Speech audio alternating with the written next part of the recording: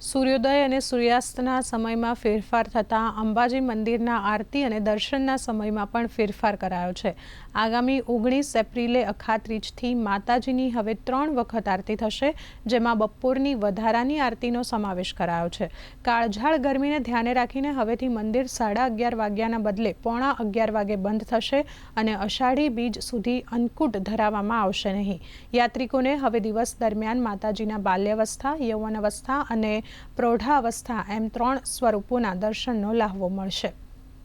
અખાત્રીજ એટલે માતાજી ગ્રીષ્મ ઋતુનો પ્રારંભ થાય છે। આ ગ્રીષ્મ ઋતુની અંદર માતાજીની 3 ટાઈમ પૂજા અર્ચના કરવામાં આવતી હોય છે। એમ જોઈએ તો 2 ટાઈમ પૂજા અર્ચના થતી હોય છે, પણ અખાત્રીજથી અષાઢ સુદ એકમ સુધી 3 ટાઈમ આરતી પૂજા કરવામાં આવતી હોય છે। જે મંદિરનો સમય 11:30 બંધ થવાનો હતો, તેની જગ્યાએ 11:15 મંદિર મંગળ થશે અને બપોરે 12:30 જે પૂજા સંપૂર્ણ પૂજા કરી અને 12:30 આરતી કરવામાં આવશે અને સાંજની આરતી રાબેતા મુજબ 7 વાગે કરવામાં આવશે।